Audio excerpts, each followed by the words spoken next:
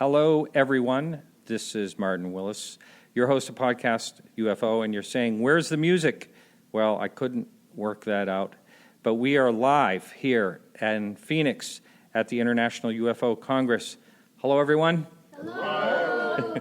So we have some people will be rolling in right now. I'm going to go from my right to my left. We have Stanton Friedman. We have Kathleen Marden, Chase Kloetzke, Julie Maranto. You did get married, right? We did get married. Okay. We finally did after 30-some years. And Sam Maranto. All right, here we are. So let's just start out. We'll start out at the end.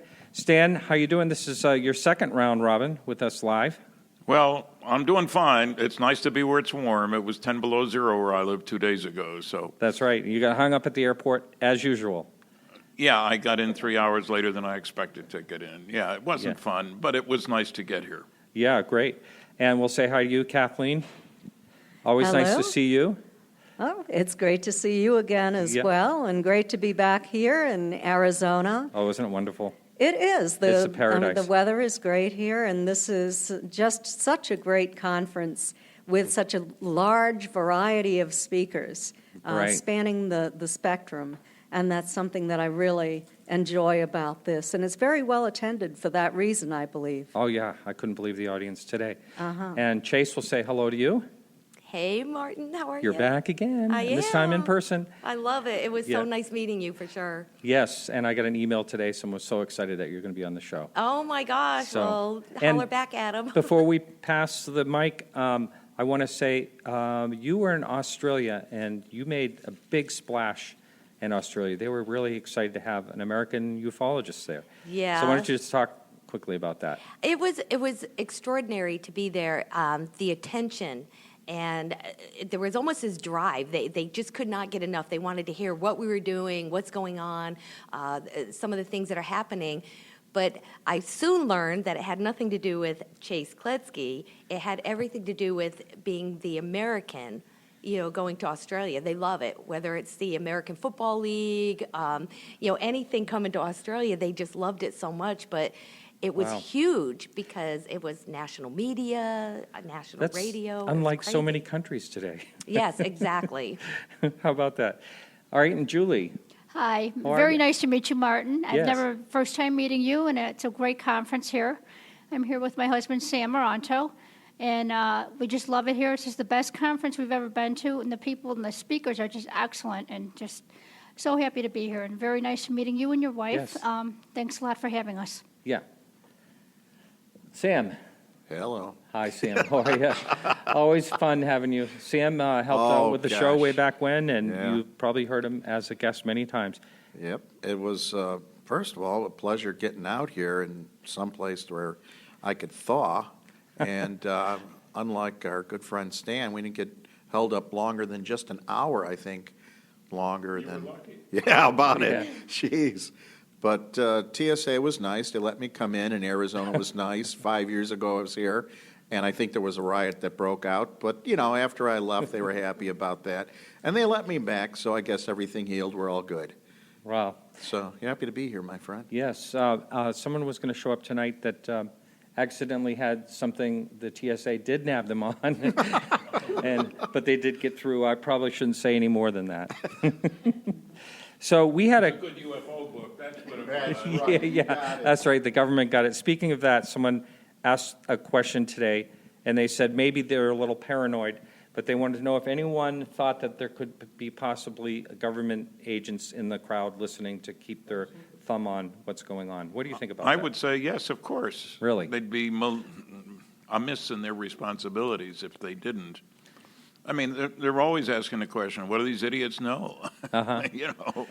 And how do we counteract that? Yeah. And that's part and parcel of the game. Once you start with the recognition that they've been lying for so long about so much, that doesn't mean everybody's a liar. It means that the rules are in place from the top down. Yeah. So there has to be a counter effort all the time to make sure that no good stuff gets through, that the media don't pay attention to the good stuff, and you want to encourage the nasty, noisy negativists and the ancient academics and the fossilized physicists and the SETI cultists, SETI standing for Silly Effort to Investigate. It's fascinating to watch the stuff that goes by in the media. So somebody's paying a lot of attention, and I gave up trying to follow all the crap about me on the internet and in Wiki. Every time I turn around, there's some false information. Somebody's paying attention, but is it worth my time to spend all the effort to try to do something about that? I'll do my thing, and the heck with them. Yeah. Now, you helped me. We had some email conversation. You helped me just before I debated Michael Shermer. Oh, yes. Yes. And so one of the things I was really, really surprised at, he said, yes, the government does lie to us. I mean, he actually admitted that. Michael admitted that. Yeah. What do you know? I'm surprised. Yeah. But I because it was a past episode, I won't go into it too much, but there was a lot of the typical baloney that you hear of, what do you call them, the nasty, noisy negativists? Ancient academics, fossilized physicists. So we can talk about anything. I'm going to just throw a topic out there. What do you think about the decline in young people interested in the topic? Or do you see that? Do you not even see that? I have no reason to think that that's true. Okay. Does anybody else? This has to do with people are talking about young people aren't showing up at conferences. That's what I've been hearing. And Well, that may be more a factor with regard to what we're providing for young people. What I have found is that it's hard to find a young person who says we're alone in the universe. Yeah. They all say, surely we're not alone. Yeah. But, of course, the media haven't done a good job. They talk about SETI, and they talk about, like, this recent stuff with general relativity and stuff, great excitement. Yep.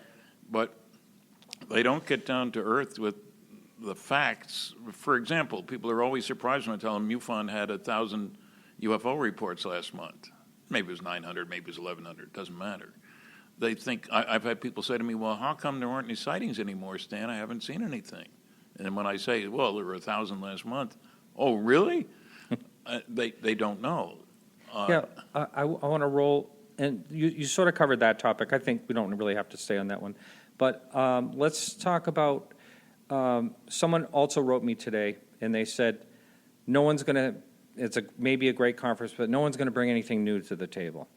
I don't know. What do you, just comments, just your comments on that. Kathleen, do you have anything to say to that? Well, that's a difficult one, but certainly Barbara Lamb, who is bringing, she says, 6 people who claim to be hybrids to the table is something that I've never seen before. Yeah. So certainly that is new. David Jacobs has a new book out called Walking Among Us, where he is talking about his final conclusion, I suppose, on actually what the agenda is, which is different from what most of us researchers believe. But that is, I don't know if it's just happening in New Jersey, or if the rest of us are wrong, or I mean, I can't even speculate about all of the possibilities. But that is something new being brought to the table as well. And, there are a lot of interesting speakers. I haven't been able to go to a lot of the lectures because I have a vendor table. Yeah. But certainly I think it's well worth attending. Yeah. Do you have anything to add to that, Chase? Yeah, I've just, we're talking about CubeSat satellites for the first time ever in a low orbit that are really going to be recording UFO events. When are they coming? What do they look like? Can we capture them? What do they sound like? So we're talking about satellites. For the first time, ufologists own their own. They have their own. We control the photographs. We control the data. There's no agency. It belongs to the boots on the ground. It belongs to the grassroots. We're talking about UFOTOG and just the technology and the things we're doing in the field that are far advancing. What's the best way we can use a drone? Instead of walking into potentially dangerous areas, such as alleged UFO crashes that, as we just saw in South America, turned out to be a downed Chinese satellite that caused a village to be sick. How about if we can put some monitoring on drones and send them in first to see if these are safe areas for our field investigators that need to go home to their families? The topics that are going on, it is new. and it's brilliant. And I think sometimes when the audience out there will see maybe the same names, there are giants. These guys have been working in this field for 20, 30, 40, 50 years. We want to still hear from them. Their information is relevant, fresh, and new. Or they wouldn't keep coming back, honestly. But yeah, and it's Congress. You can't come with the same old anything. It's Congress. Yeah. I'll let Sam answer to that. But before that, I actually do have a way to take a phone call if anyone out there would like to call in. You will be the guinea pig, I will tell you that, because I'm not 100% sure it's going to work right, but we'll give it a try. So if you want to call in at 603-967-4030. And do you have, I think the person that actually texted me today was saying there's nothing new as far as, say, evidence or any like new major reports that we can get our hands on that are something really incredible. Well, just speaking for what I presented today and what we've been looking at and researching, just from the correlations between certain mass sightings pertaining to these orange orbs, triangular objects, and what has been recorded and what we've actually been able to decipher out of these the video evidence, and also from the witness accounts. The thing is, and Chase brought this up, and I keep trying to reiterate this to people, that the eyewitness account or a witness account, the human element is omnipresent throughout all aspects of anything pertaining to evidence. And that also includes the use and manufacturing of the instrumentation. So the thing is, this is always involved.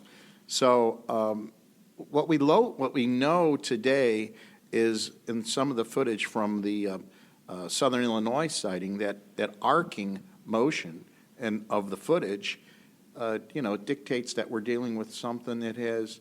You have these 2 points of illumination, lights, wherever you want. There is something relative to each of them, and either it's time, place, or something is holding them there. And I'm thinking it's something solid.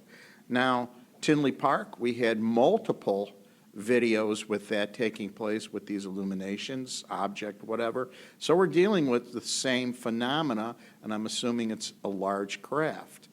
The other thing is the orange orbs, and why do we have cases where we're looking at the same thing? People are talking about orange, reddish orange, yellow. Well, on my own experience, seeing a orange orb static in the sky just sitting there, and then as it took off, Julie and I watched this thing, it was changing color. In other words, I was picking up through my interpretation that it was changing color. Well, what's doing that? Is it the wavelength, or is it my interpretation? Is it the distance, or is it as it moves, it's a different wavelength? So in other words, there is different breakthroughs and different aspects to the evidence, and this is evidence. So it isn't a story. It's not two people getting together, coming up with something. No, it's recorded, it's factual, and these are mass sightings with hundreds, if not thousands in some instances. Yeah, amazing. We have someone just stepped in, and if you could pass the mic down to him, please. Eric, and I'm sorry, I don't want to mispronounce your last name, so why don't you introduce yourself? Hey, I'm Keith Arem. Oh, I'm sorry, Keith. Yeah, absolutely. Sorry. Yeah, Keith Arem, and the really director got of that the one Phoenix off, sorry. incident. And Keith, you have something pretty exciting happening, so why don't you talk about that? Yeah, we have a motion picture that's coming out in theaters. It's going to be premiering with Fathom Events on March 10th at 7:30 nationwide in select theaters. And it's an exciting experience for me coming from the entertainment side and coming into this community and sharing some of the research that we did, but learning more from this community than I could ever hope to imagine to bring from my side. And being here at the International UFO Congress and meeting with all the experts and people like Stanton and Lee and everyone here has been just an amazing, eye-opening experience for me. And after making a movie, our intent has been to bring this to the mass audiences and having them really understand the need for disclosure, or at least understanding what's happening in the skies above. But this is such an amazing community, and the education I'm getting here is beyond anything I could have imagined. Now, I want to talk about kind of a funny thing that happened. I think it was a year and a half ago. You put out Our viral campaign. your viral campaign, and Alejandro came on my show and was talking about, and he was a little perturbed Yes. about it. He said, "There's a guy from Seinfeld, and this didn't really happen. The Phoenix Lights." Your movie is called The Phoenix Incident. Uh-huh. And can you talk a little bit about that viral campaign? So about 2.5 years ago, when we started Oh, that's when production it was? of the film, yeah. Well, this actually didn't come out until just last December, which is what you saw. Yep. And what we had done in conjunction with the film was we started a handful of websites which are still out there, which people don't know about yet. We haven't really revealed a lot of this until just now. But we had missing persons sites, we had UFO sites, we had all these things that were part of our story and sort of expanded out the universe of what the world is. But what was most exciting about what we did was that we took some of the footage of the film and started to release it on some of our websites. And that's sort of what got picked up. So we had about 14 seconds of our film that got launched onto one of our hidden websites through a person portraying one of the actual investigative journalists that was giving us some of the information about the real event. And that came out, and that was tweeted, and that was shared, and that got picked up by over 2,000 sites across Europe, the U.S., and the Mirror UK ran it on the front cover. And unfortunately, that got found by a lot of real investigators who thought that we were trying to generate a hoax, which it wasn't. It was just actually some of the advanced shots of the film. And so I reached out to Alejandro personally, to Lee at the Huffington Post, and a number of other people, and said, hey guys, look, I am the last person who's trying to hoax anybody. What I'm trying to do is actually use this to propel this message of disclosure. We're doing a Hollywood film, but we have some very real things in our movie. And that has continued. So our viral campaign is now over 20 million views worldwide. And we're kind of showing Hollywood that you don't have to be through a large movie studio to actually get the attention of the right audience. And it just also shows how much people are really interested in this subject. That the mainstream audiences who don't know about all the sightings, that don't know everything that's happened, they don't even know what happened in Phoenix, we're using this as a platform to say, look, we just want an open conversation with our government, with our military, and to say, if this is swamp gas, then tell us. We can handle that. If this is going to be atmospheric phenomenon, if 99% of all the sightings in the world could be explained by military craft or anything else, I'd be fine with that. But if that 1% that can't be explained is actually real, that's all I need. I just need that one sighting. And if that one sighting is real, everything else is. Yeah, I think we've been saying that in the field. I'm not saying that I'm in the field, but I think people are. Don't you say that's kind of a common thing we've been saying? If we can just grab the evidence from one real sighting, right. That's all it means. And I want to say I had a nice conversation today with the girl that's here from the Ariel school incident. And I got goosebumps talking to this girl because she was there and she saw it. And she said, I'm only here to talk about what really happened and what I saw. And if anyone is listening and they want to check that out, just go into Ariel school incident, and you'll see John Mack interviewing these kids, and it's real moving. And so I was really excited to talk to her. She cannot really speak about too much because she has a non-disclosure agreement before the movie actually comes out. But Randall Nickerson is supposed to be in here. We have a number of people that are supposed to be stopping in, and they'll be moving in. Thank you for that. And the name of the movie, and again, the release? Yes, so the movie is The Phoenix Incident, and it's going to be coming out on March 10th with Fathom Events. And you just go to fathomevents.com and look up your city, and you'll be able to see it there. We're going to be including a lot of special interviews and roundtables with experts like Stanton here, and we're going to be talking about the fact and fiction behind the movie. And then we're going to be expanding that out, and we're going to be releasing an interactive app, so a lot of the experts that are here will be able to sort of communicate with the audience and share what they know specific to just our film and also the other incidents around the world. Okay. So just a lesson, because I just heard this online, sounds a little low, so we got to keep the mic up near. These are, the one thing about these mics is they're good. They want to hear the background noise, but we have to be, including myself, have to be right up to them. All right, thank you. Absolutely. And let's see. Let's move the mic to Kathleen And Kathleen, you wanted to speak about the conference in Brazil. So go ahead and tell us about that, if you would. Yes. In December, I spoke in Brazil for the first time at A.J. Gevard's conference, and it was at Iguaçu Falls. It was very interesting to me because I wanted an update on the latest abduction information in Brazil. And so often in the United States, we hear about really negative abductions down there, that people are observing little brown creatures with red eyes, and some have little horns, and they sound almost devilish in a sense.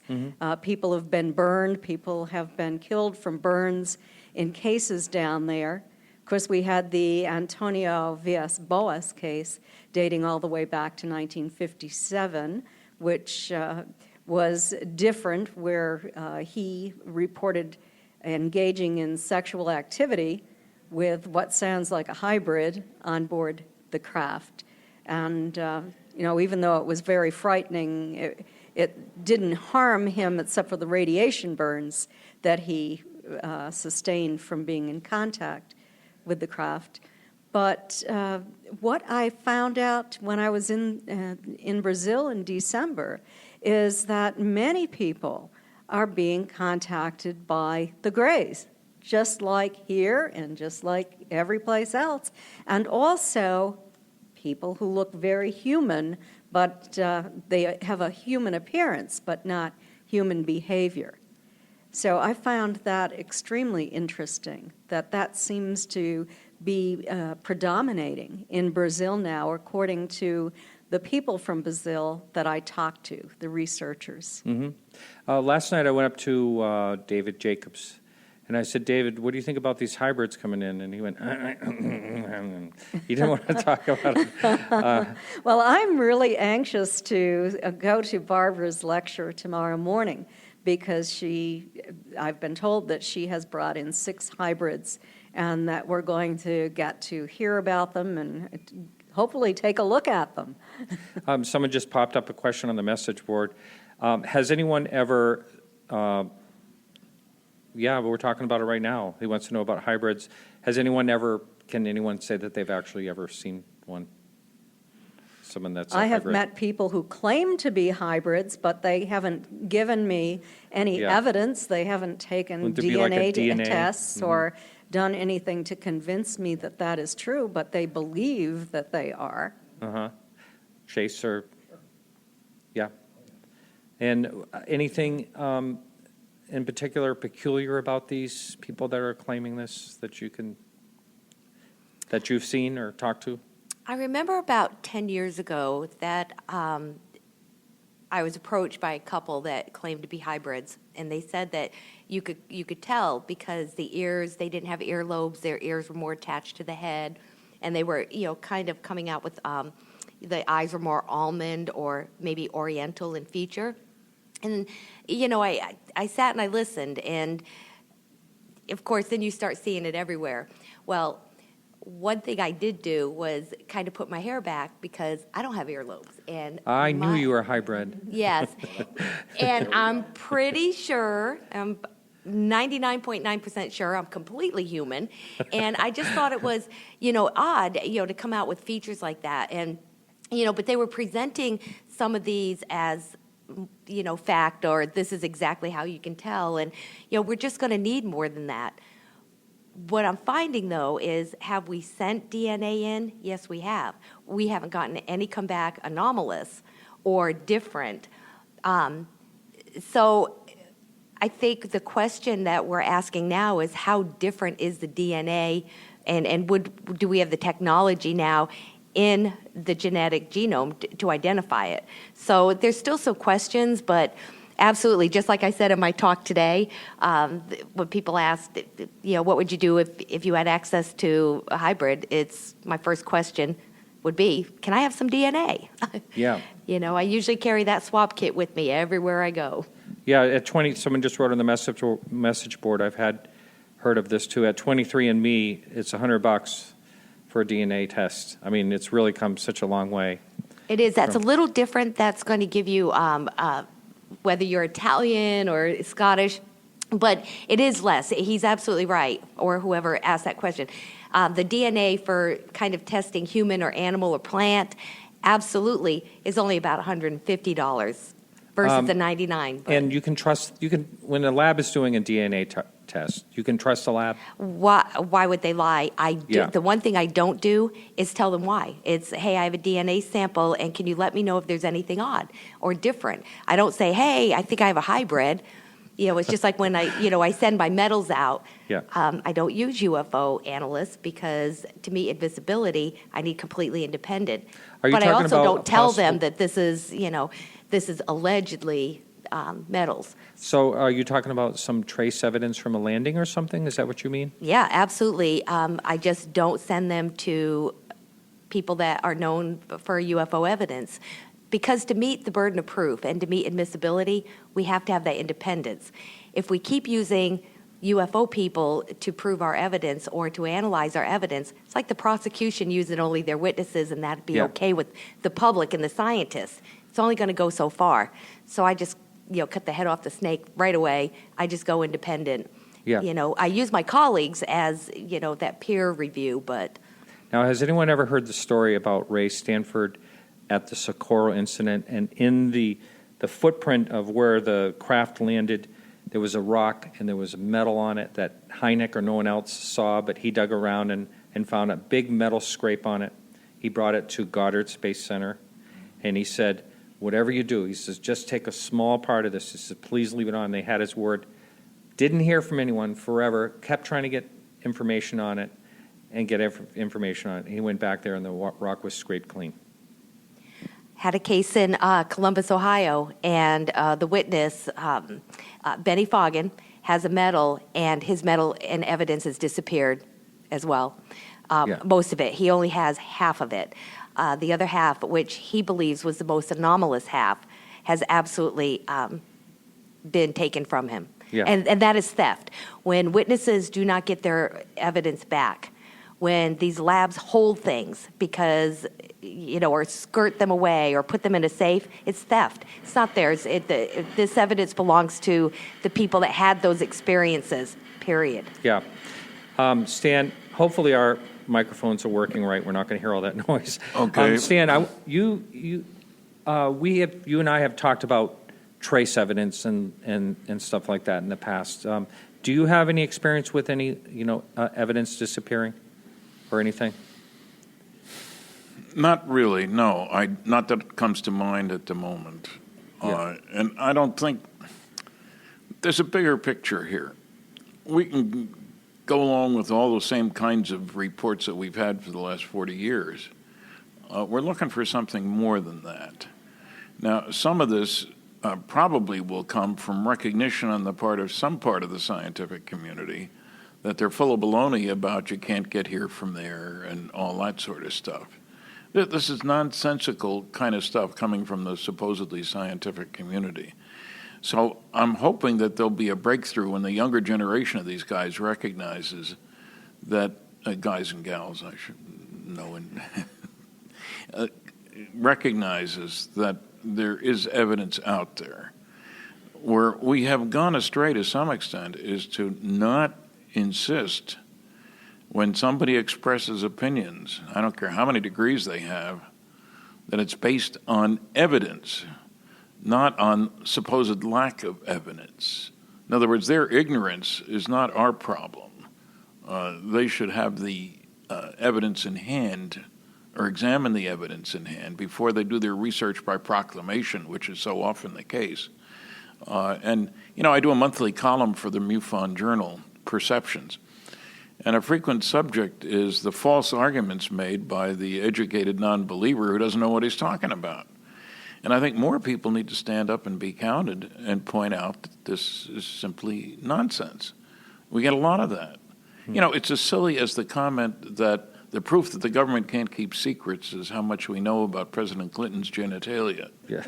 What has this got to do with governments keeping secrets? Absolutely nothing. Who said that? Was it Seth or was it Neil deGrasse Tyson? Neil deGrasse Tyson. Yes. He said it to 1,800 people at Penn State University. This was not a small little class gathering act. of friends kind of thing. And there are lots of those kinds of comments out there. And I do wish more people would be willing to stand up and say, this is simply nonsense, and point out why. And that's the problem, that to some extent the media doesn't know who's qualified because he's got a degree behind his name. That means he's qualified to express an opinion about stuff about which he knows nothing. And Speaking of that, I'm sorry, I didn't mean right. to interrupt you. There's a question up on the message board, and just say, what do you think about people mentioning no names that claim to know about UFO propulsion? Well, I think there's a lot of theoretical nonsense out there. I think there are certain things we can say. For example, if you're going to talk about the latest stuff, you might pay attention to the simple fact that almost all the energy in the universe is produced by nuclear fusion. That's not mythical. All the stars produce their energy by nuclear fusion. Some at higher rates than others. There's a big spread, of course, just like not all people are 6 feet tall. But beyond that, I've heard lots of theoretical constructs, and I haven't found anything to back them up. It isn't enough to sit down and come up with a theory. You need to show something. Show me, don't tell me. Well, there was that one theory of the forward propulsion through like a plasma energy beam, and Mirabeau was involved in researching that. Leek Mirabeau, yes, I know Leek. He was doing some interesting work. I'll give him credit. Some of the other stuff I've seen isn't so interesting. Theory isn't good enough here. You need practice. You need facts. Yeah. Did somebody try it?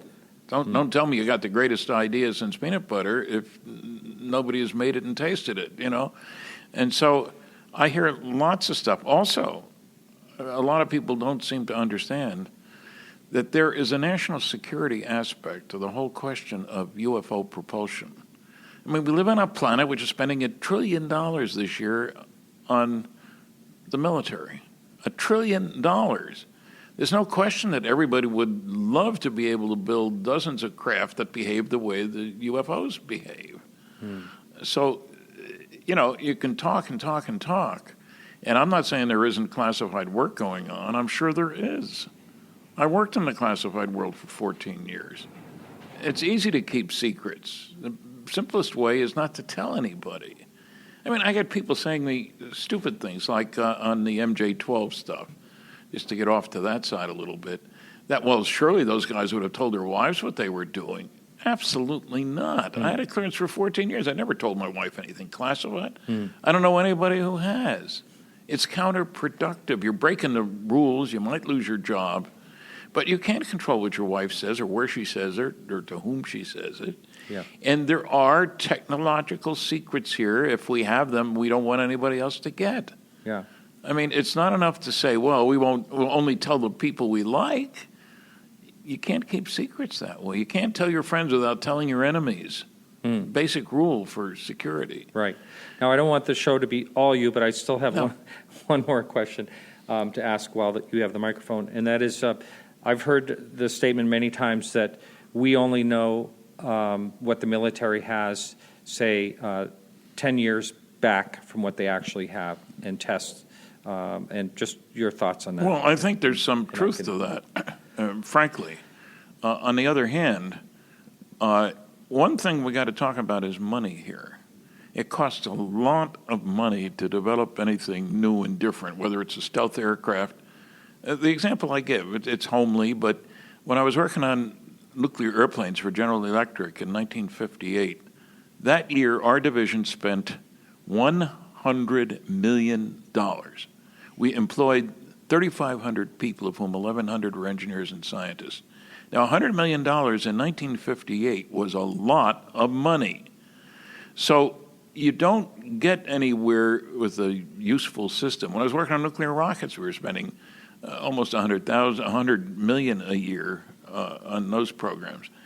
And people don't realize we've actually operated, 3 different organizations have operated nuclear fission rockets. Way back in the 60s, Aerojet General, Westinghouse Astronuclear, and Los Alamos Scientific Lab. Now, a couple of the numbers are significant. Los Alamos's system produced a power of 4,400 megawatts. Now, to put that in perspective, Hoover Dam produces 2,000 megawatts. We're talking twice that. Wow. This was something less than 8 feet in diameter, and the exhaust temperature was over 4,000 degrees Fahrenheit. Gee. Now, this is just outside the normal realm of what people are doing. This is a long time ago. Wow. And the programs were canceled. Huh. I mean, what can I say? Comes time to cut the mustard, and they put it away. So what's missing in a lot of these things, people forget how important the Cold War was. Am I asking for a return of the Cold War? I gather we're getting that to some extent these days. But I'm not asking for that. But people have no idea how much money was spent on the basis of, we can do something better than the Russians can. Give us some money and we'll show you. Lots of dough was spent that way. And without that pressure, it was hard to find far-seeing people to develop the technology of the future unless you have a direct current application for it that makes you stronger against the guys you want to be stronger against. And that's hard to show oftentimes. So we live in a complicated kind of world here. But there is no national need for being able to go to the stars when you boil it down. What's the motivation? Why would you spend the money? And people aren't aware of what we spent on nuclear power for ships. Simple number. And I know people have heard me say this before. We have nuclear-powered aircraft carriers that can operate for 18 years without refueling. Now think about that for a minute. If your ship isn't tied to the gas station, so to speak, in warfare, makes one a heck of a big difference because you don't need the space on board the ship for one thing. And you can keep going, go as fast as you can for as long as you can. If you're going to use fuel, diesel fuel, let's say, you can't do that. You run out of fuel pretty quickly. Yeah. So there are many different sides of this kind of thing. And I don't think we've got it sorted out at all. And we don't have a generation of newsmen who are knowledgeable enough to really dig into this kind of thing, as far as I can tell, anyway. They don't know the right questions to ask or who to ask them of. Right. Well, thank you. Let's see. I'll just throw this question out there. While we're sort of on the topic, does anyone have any thoughts on, you always hear people are saying reverse engineering alien technology. Well, I don't understand your philosophy on that. I would think, getting back to where we are with the military, we had recently, was it maybe in October or something, we had an event, a state event, MUFON event, and one of the attendees was a astrophysicist, and no, he was aerodynamics. That's what his experience, and rocket ships and everything cool, And he's a professor at one of the universities, University of Illinois, Urbana, and he was saying pretty much anything we have in the arsenal that we know about today used to be 10 years is what they actually have. Oh, no, that's years ago. He says we could think many years beyond that. So as far as reverse engineering or advanced engineering or anything pertaining to anti-gravitics, I can't see why it wouldn't be into play. I can't see why not. Some of the craft that we're seeing, is it our technology? I don't know. It is technology. Now, where's the blueprint from? I don't know. But I would like to think that maybe some of this is ours. It makes me feel a little more comfortable. I don't know. Yeah. Stan doesn't agreement with me on that, but Well, not fully.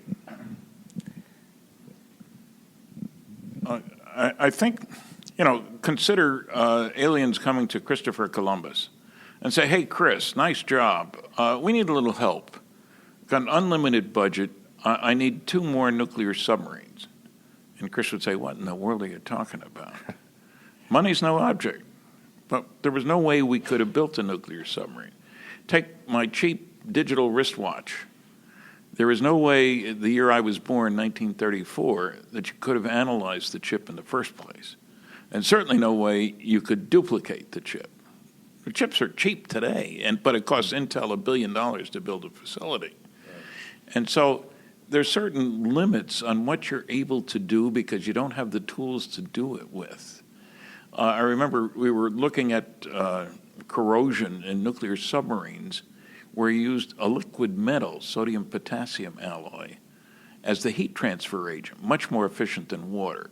The trouble is sometimes you'd get corrosion and sometimes you couldn't. And corrosion, if your pipe splits, is not a good thing, believe me. And it turns out, it took years to recognize, that the difficulty was determining the amount of oxygen in the liquid metal.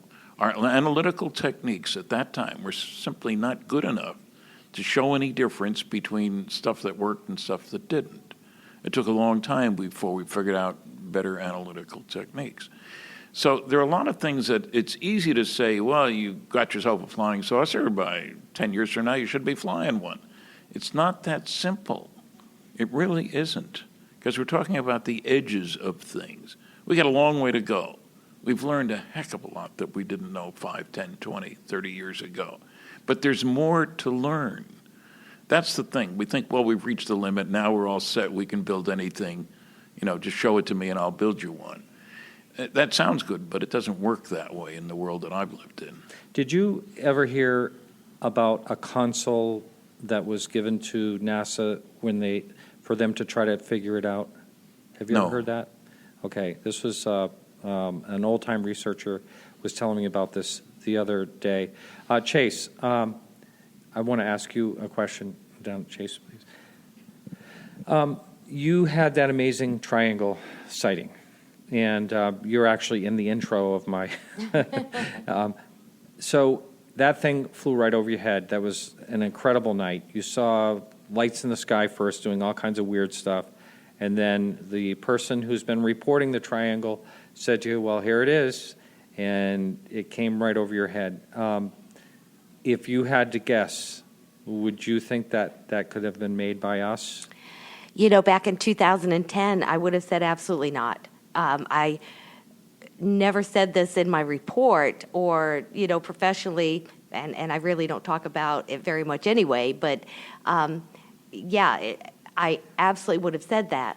However, I am a believer in a secret space program, and I do believe that we have technology that we're unaware of as a general public.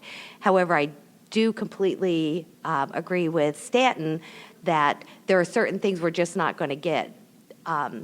We have to put them on the shelf for a little bit. And as we learn and as things unfold, we get a better understanding. Because, I've said on your show, I don't believe they're coming here on a full tank of gas and a Red Bull.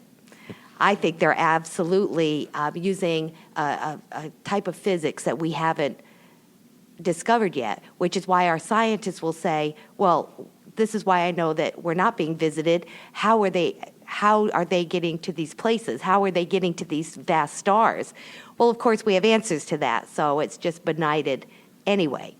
But I do believe now that I could have possibly seen, maybe it was ours, but then there's other things about that evening that, that's a part of that evening. Something was wrong. I still say to this day, bull crap. Nobody gets everything in one night. And the second thing that every time I think of that event that I think of is I know something was wrong, something was off.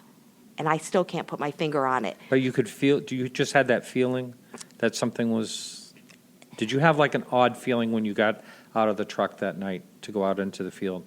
No. I had absolutely no idea anything was going to happen at all. Yeah. When we first got there, the witness had pulled us to the, kind of the end of his driveway, and we're kind of looking over a field. So we saw these little objects, like come and maneuver. At that point, I was good. I was like, woo, that was pretty cool. It was when he suggested we get in the truck and then we go to the cornfield because it has a big panoramic view. At that point, I'm still thinking, actually had my iPad out, and I'm working on what those lights could possibly be at that point, trying to snap photos. We left with almost 600 photos of everything from orange orbs to so. Wow.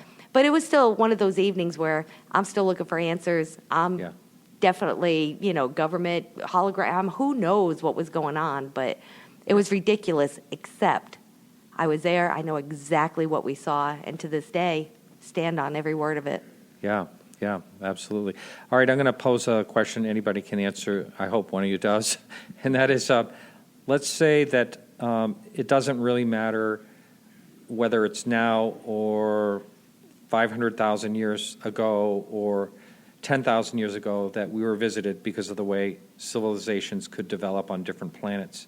But you know what? I'm going to just keep that thought, everyone, because we just had the one and only Lee Speigel. Yeah. Is he here? Holla! Walked in the door. Passed him in the room. Lee, say hello. Hello. Hi, how you doing? So, Lee, I want you to tell everyone what you're selling here because no, I'm selling story. a line. The whole story about what you're selling is just an incredible. I know you and I have talked on the show about it before, but we're talking about the United Nations, and back in 1978 was this? Well, the United Nations was 1978, and this gentleman sitting to my right was one of my main speakers at the UN, Mr. Stanton Friedman, who hates it when I refer to him as Dr. Friedman. Because I'm not a It seems like a lot of people do that. Yeah. But 3 years ahead of the United Nations, I put together a documentary record album called UFOs, The Credibility Factor. That was for CBS. And as many people know, because I love telling this story, Dr. Friedman here was the very first person I interviewed for the album. Back when he was living out on the West Coast. Right. And and that's when we first met. And I liked him so much that I have memorized almost all of his catchphrases from all of his lectures, and I've stolen them so many times. It's okay. Flying saucers are real. Don't forget that one. Oh, no, better catchphrases than that. And he hasn't charged me for using any of these phrases, so that's been very nice.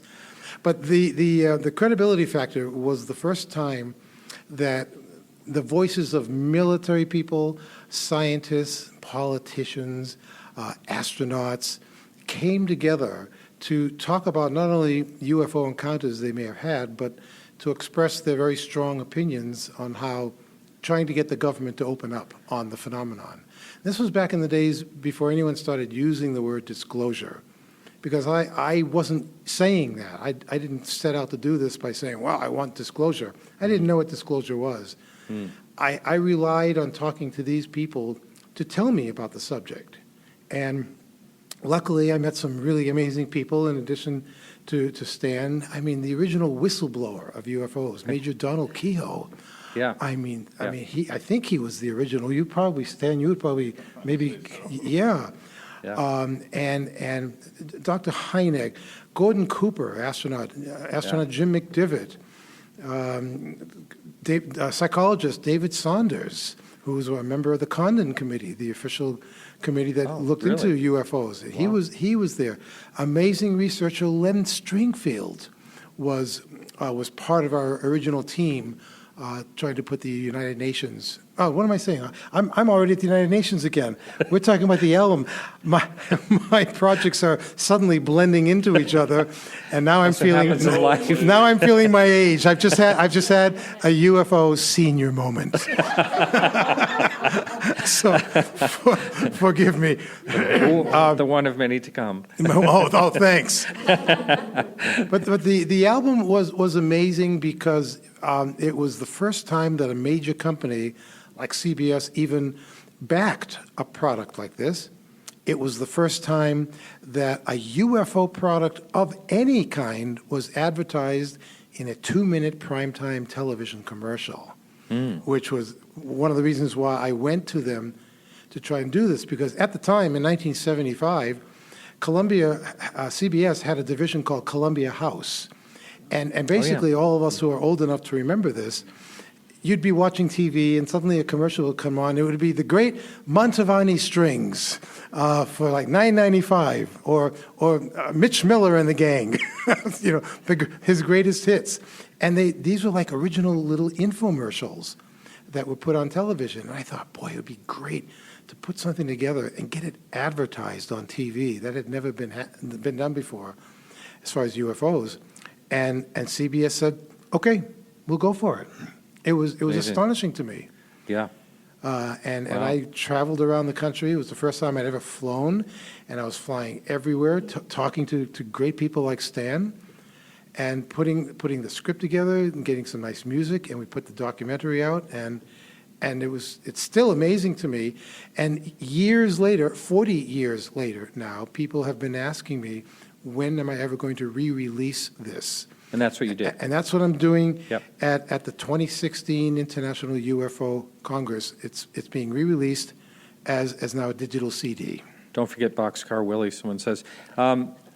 This question is for you, Lee. And did you ever hear anything more about the UFO incident in Lumberton, North Carolina? No. While I was putting together my UFO album in '75, Dr. Hynek called and asked me to go to Lumberton, North Carolina, where he was getting reports by law enforcement officials. They were seeing something strange in the sky a couple of nights in a row, and they had no idea what it was. He didn't have any investigators there, so he asked me if I would go down and check it out. And I said, well, what are they reporting? And he said, well, it's something new. We haven't really heard much about this, but it's a triangular shape. It's a boomerang shape.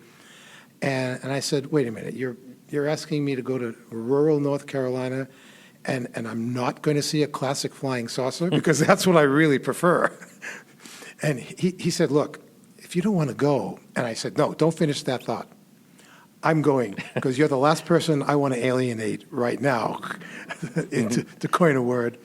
And I said, yeah, I'm gone, I'll go. And within 3 hours of my arrival there, I hit the jackpot. I mean, it was amazing. That was and there's a painting here I saw that showed the incident. A beam of light came down, the whole works. This triangular object hovered in the air directly above me and a group of sheriff's people, highway patrolmen, and it had a row of white lights up one side, red lights up the other, and at the apex was a brighter light, and the thing came across the field to where we were standing, and it made no sound. It had no engine whatsoever. And it stopped directly above us and hovered. And it was only at that point when, because of the reflection of the lights underneath it, that we could see the shape of it. But the lights reflected a triangular shape. And as we watched it, and as I was feeling a combination of terror and exhilaration, because I was thinking, well, I'm safe because I'm surrounded by police officers with their guns. and then another moment later, the rational part of me said, are you kidding, you idiot? If this thing is here to eat you, you're an appetizer. This guy's, that's his hometown that asked that question. In Lumberton? Yeah. Oh, that's amazing, because I loved being there and met some amazing people, especially in law enforcement, and they couldn't have been nicer. They wanted to know what was going on. And, and the final thing that happened to me there was, as we watched it, at the brightest point of where the light was in the triangle, it shot a beam of light down to where we were. Wow. And that whole moment is captured in this painting that's here at the Congress. Was there anything unusual about that beam of light? No, we didn't feel any kind of energy. It was just very, very difficult to look at directly. It's like if you're driving past a construction site and they're using magnesium flares and it's hard to look at those flares because they're so bright. That's what this was like. Wow. Only lasted maybe a couple of seconds, went back up into the craft, turned an amber color, and it moved slowly away as if to say, I'm done with you guys. I'm going to go bother someone else. All right, caller. Can you hear me, Hello. caller? You're going to have to. Yep. You're going to have to mute your show. Mute the show. I already know that. John Tackett here. You know who I am. Caller, you're on, but you're going to have to mute your show. It's muted. Yes. Yep. All right. So, go ahead and say your name and My name is John Taggett. You have to shut off. I'm going to have to hang up on you. You're going to have to shut off the show. It's off. I really don't have it on. I'm serious. But you're going to have to mute your show. It's muted. It's not playing. Yes. Yep. All right, so go ahead and say your name and... My name is John Taggett. Let me try calling on a different number. Maybe it's because I'm on my Magic Jack. Okay. Sorry about that, everyone. Looks like I got a little editing to do. This confusing moment was brought to you by... The live listeners. Maybe we can't take calls, but we'll try that again if you want to try in a different number. So thank you, Lee, and we're going to pass the baton down here to our new arrival. We have Ben Hansen. Ben, welcome to the show. Thank you. How's it going? It's going great. We've been talking about all different types of topics, but okay. Thank you, Lee. It was great. Thank you, guys. Great that you came in. Okay. We've been hitting on all types of topics, and I'll just throw one out at you, and that is we were talking about military. I'm trying to give you a question that you may be able to. We're talking about Sure. military and UFOs. Mm-hmm. Now, you have your night vision and all that. Do you ever think that you're seeing anything secret military when you're I know you've spotted a lot of unidentified objects with the night vision. Sure. I think it's very possible. I think a large portion of what people are seeing now. Hold on, we're going to try this call one more time. Sure. Okay. You're seeing anything secret military when you're, I know you've I'm sorry, caller, it's not going to work. Unidentified objects. Okay. 5-minute delay. I don't know why it's coming through the Skype, but anyway, so go ahead. No, I think it's very possible. I think a lot of what people might be seeing could be military. My question has always been, though, in some of my own personal experiences, if the point of a military exercise is to keep it secret, right, until you're ready to reveal it to the public, why would you do so over highly populated areas? That's what I've been saying. Anyone that listens to the show has heard me say that at least 4 times recently. Yeah. And there was someone that had an answer for that, that sent me an answer, and they said that they need to test over all different types of levels of ground.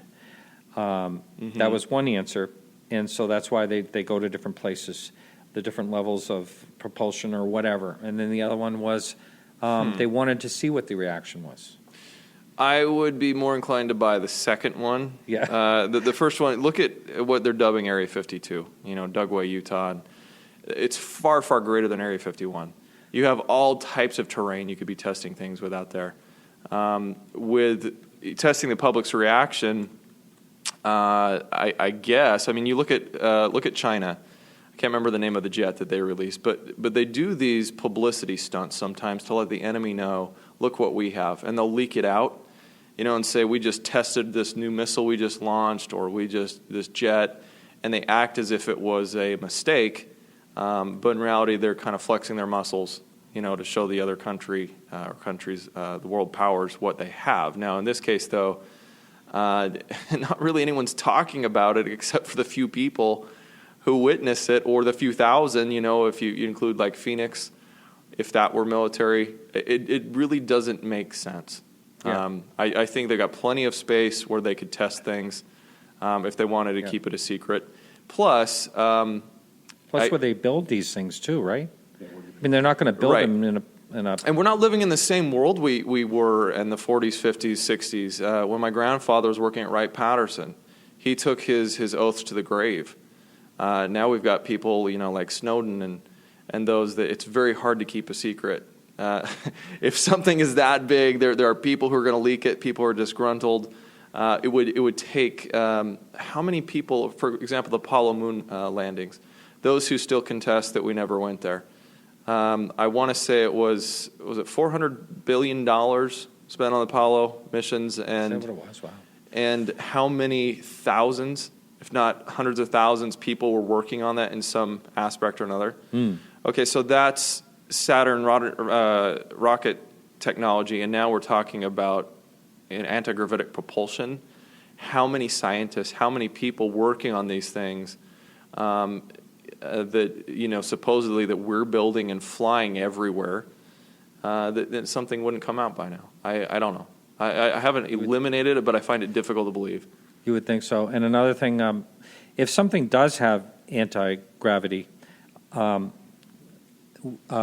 it doesn't matter how big it is. So that does make sense when people are saying, like the Phoenix Lights craft was over a mile wide. If something has no, if gravity has no effect on it, it doesn't really matter how big it is. And people are still reporting. Well, and I would just quickly add, I wouldn't surprise me if we found out that the Navy, for example, has had a space agency going to the moon and building structures. Nothing surprises me anymore. So I'm not saying they don't have an arm of that, but I'm saying, look, a lot of what I've seen flying over the populated areas, that I can't explain as, having military origin. Yeah. Do you want to? The historical perspective, that's what gets me with some of these objects, plus the fact that, they're huge, and say, for instance, like on Tinley, there's this massive object there. What if something does go wrong and it comes down? That's going to be a tough one to cover up. If you wipe out 1,000 homes or a couple thousand homes, you have to take this into consideration. And the other thing is, something that's moving around like it did, this isn't something new. Whoever is operating it knows what they're doing, and it's functioning top end. So yes, there's nothing experimental about it.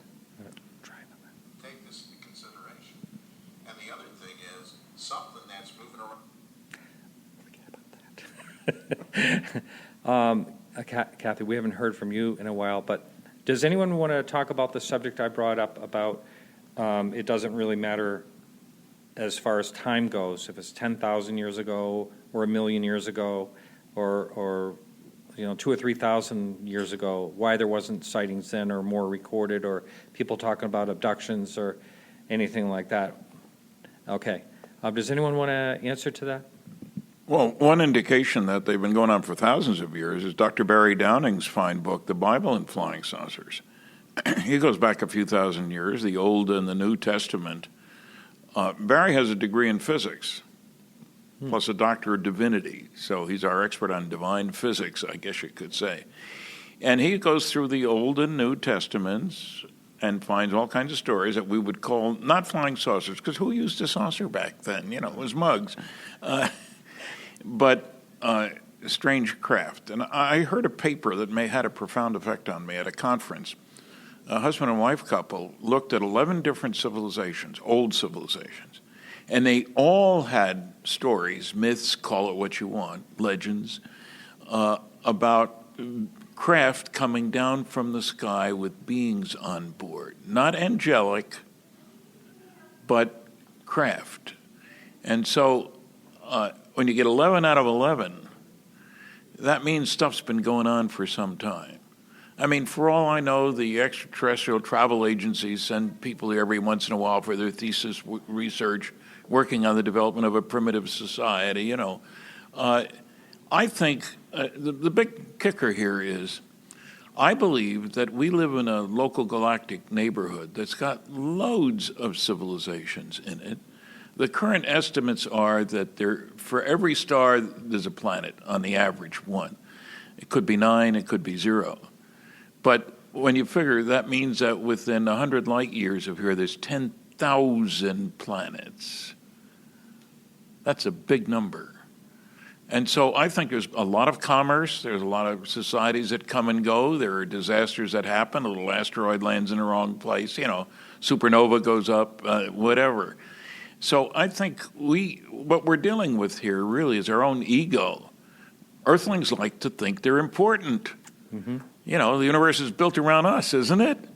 Well, I don't think it is. And I think that we're certainly not the most advanced civilization in the neighborhood. When you figure the Earth's 4 billion years old, 4 billion, not 4,000. So I think that there's a lot going on in the neighborhood, and we're the Johnny-come-latelys. Look, there are still tribes in distant parts of our own planet who don't know that there are a lot of other tribes out there, so to speak. Yeah. And it's hard for us to wrap ourselves around the notion we're not the center of the universe. I don't care how many degrees you've got. That's one of the basic assumptions. If somebody were coming here, they'd land on the White House lawn and, they'd tell us, share all their information, which is so much baloney as far as I'm concerned. Yeah, I totally agree with that. Travis Walton just walked in, and I'd like you to say hello, Travis. And also, I want to talk, you had was it the 40th this year? Yeah, 40th anniversary conference. Yeah, well, welcome to the show. And first week in November. Yeah, and what was that like? How'd that go? It went real well, and we would have been in the black until the school buses got stuck in the mud. Yeah. Mud in Arizona? Oh, yeah, there was plenty of mud. But they made us responsible for getting them out, and they charged $1,800 to tow them 50 yards back to the hard road. Oh, my God. Wow. So it was going good until that happened. Yeah. And that was called the Skyfire Summit. Yeah. And I just drove on the way out here, drove through Heber. I was telling you about that. Heber. I always say that wrong. Mm-hmm. And I forgot to look for the phone booth. Still you there. did the phone booth. Everyone went to the phone booth and went up on the site where everything happened and all that, right? Yeah. And the service station where the men met with the sheriff's office was abandoned, but it was still there. We went there, but last week it was bulldozed. There's nothing left now. Oh, wow. After all these years. Now, I saw you speaking earlier today to the girl that's part of the aerial school. She's here, and we were talking about, some of the credible cases out there, and yours being one of them. And what do you think about that? That incident, to me, is one of the most profound incidents. Oh, yeah. I first met her and some of the other school kids from that incident during the filming of 701, the movie. Yep. And I was very interested to learn about what it felt like to them to receive this communication from these entities, because it was very excruciating for me, and it wasn't for them. So that made me more certain that the discomfort that I was feeling because of it was because of my injuries at the time. Yeah, right. And I remember the one thing that you said, and we're only going to be able to run the show for another 10 minutes or so because I know everyone has to leave. But I remember what you said was the eyes were the scariest thing. And I believe that's one of the things they talk about, too. It seems like everyone That's does. true, but, on reflection and a lot of thinking about it, it wasn't just the sight of their eyes. It was the way, and that was what I was talking about, is the school kids. The communication came through this stare. Mm-hmm. And I was at a conference recently where a medical doctor come up to me and said, the only opening from the brain through the skull is through the eyes. So if they have some sort of a telepathic energy they're projecting, then it would make sense that it would come through the eyes. And I was getting this extremely uncomfortable feeling with it that the school kids did not get. So I think it was indication of the injury that I just had. Yeah. I mean, you think now that you probably weren't supposed to be there and it was a rescue mission. Right. That I was accidentally injured and forced them to clean up my mess, so to speak. Yeah. So they're saying, what are we going to do with this guy? That type of thing. Yeah. Rather than leaving me as galactic roadkill. At least they didn't do that. Well, thanks for coming in. And nice to join you. And so let's see, Kathy, we haven't talked to you for quite a while. Yes. So we were talking about ancient, sightings or whatever. What do you think about early abductions? Have you ever heard anything about? It's interesting to me because a woman from Toronto, Canada, who is a religious scholar, wrote to me in response to my book with Denise Stoner, The Alien Abduction Files. And she is a fundamentalist Christian. And she wrote a very respectful paper, about 50 pages long, where she quoted biblical scripture. And her quotes spoke to many of the details that we receive from experiencers today. including the hybridization process, where the seed of gods was mixed with the women of man. And so she spoke about those characteristics. Now, her take on all of this, based upon her religious philosophy, is that it is all satanic. Because she said, well, if it is a hybrid, then it can't be human. And if it is not human, then it has to be exterminated. So that... Oh, yeah. Right, because the idea is that only spiritual life can exist on Earth, Yeah. and any life elsewhere is not godlike or spiritual. Wow. It was really food for thought, and her paper is online. I wish I had the URL for that. Maybe I can post it on my website at kathleen-marden.com when I arrive home, if anybody wants to read that paper. It was very, very interesting, that kind of perspective, and it made me wonder, if these were actually extraterrestrials, were they running a hybridization process way back, and perhaps that's what it was all about. Maybe they were transforming humans in a way that many experiencers today believe they are transforming humans into sort of a higher kind of self, a new human that is kinder and gentler and less likely to exterminate itself. I'm going to say something a little esoteric here, even in this setting, and that is, as far as humans go, scientists believe that they're only, 200,000 years old, and for some reason I find that hard to believe, and it just doesn't. I know 200,000 years is a long time, but it just doesn't seem like it's long enough.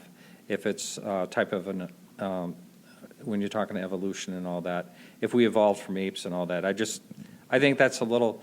I'm interested in that stuff, but I just think it's 200,000 years just doesn't seem like could be long enough for us to be human. It makes you wonder if perhaps, it could open up all kinds of questions, whether we were seeded, whether we're some type of hybrid or whatever from somewhere else. Why are there different races? Why are, there's so many questions. It really makes you wonder.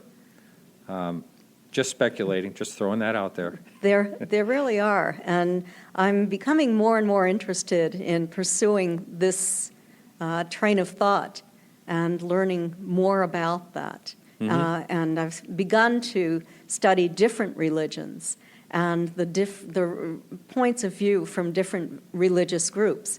Now, Christians make up a third of the world, but then second is Muslims. And when you think of their angels, their jinns who are, they sort of run the spectrum as I understand it. I had always thought that they were demonic. But no, from what I'm reading from Muslim scholars, they're not. They can be. They're sort of shapeshifters who can be a number of different things. And some religious groups would be more likely to be able to accept the presence of ETs on Earth than others as well. Yeah. It seems like the Catholic religion's at least opening up to the possibility of extraterrestrial life, and they want to baptize them. Yes.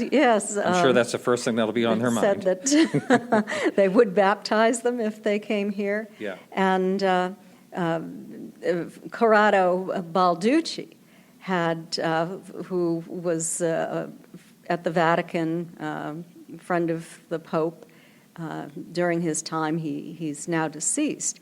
But he had done a study because he was interested, he was a demonologist. He was interested in determining whether or not this was demonic, whether or not it was real and physical.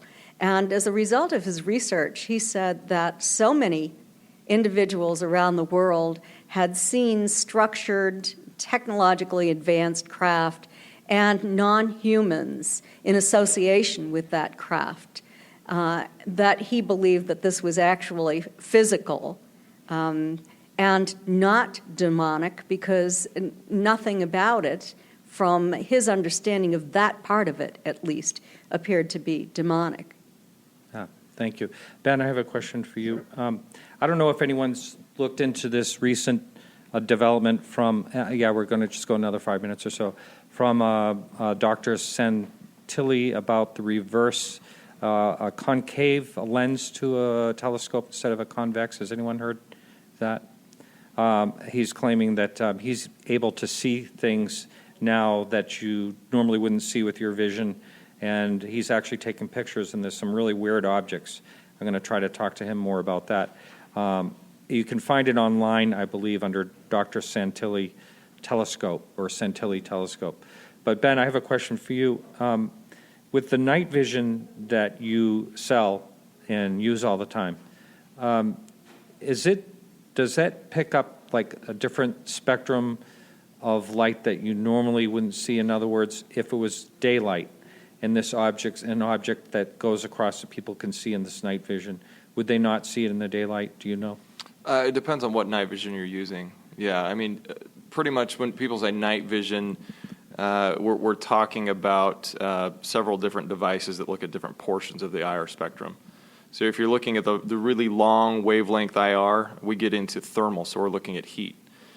Some of those things, for example, can't be detected just by us going outside and looking into the sky. I have filmed triangles that I had a wireless video set up, and it was winter because I'm doing this a lazy way, sitting inside my house where it's nice, my friend's ranch where it's nice and warm, and the camera outside, we're watching on the big screen, picks up a triangle coming over the mountains. So I run out there, where is it? And I can't see it. And yet it's showing up on the screen, and we filmed this silent, very slow hovering triangle. Wow. So that shows up on thermal, which is heat signatures. Mm-hmm. You look at the other, we're familiar with the standard green tinted, military night vision. Yep. Most of that stuff is visible. There is a portion of it that will only see into the IR infrared lights, and that's why soldiers use those. But most of that is just light enhancing capability. So you're talking about 80,000 times the light amplification that you would see normally.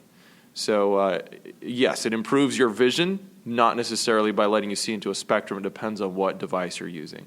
Yeah, great. But I would add ultraviolet is a spectrum we haven't explored much of. And the ghost hunting groups are into this now, because you can take a normal camera and make it what we call full spectrum by removing the filters. That allows you to see into things where people are recording orbish lights and things like that in supposed haunted locations, but also outdoors. We're catching these lights doing dances in the sky, in a spectrum that we can't see. Wow, does anyone know what the human eye can see compared to what's actually out there, like a percentage of the spectrum? Well, I guess if we could, that's a cool device to make. There should be an app for it. If we could tap into the brain and take all electromagnetic energy, we could turn sounds into sights. We could turn infrared, X-ray. I mean, the full spectrum includes so much that we'd be able to see if we could do that.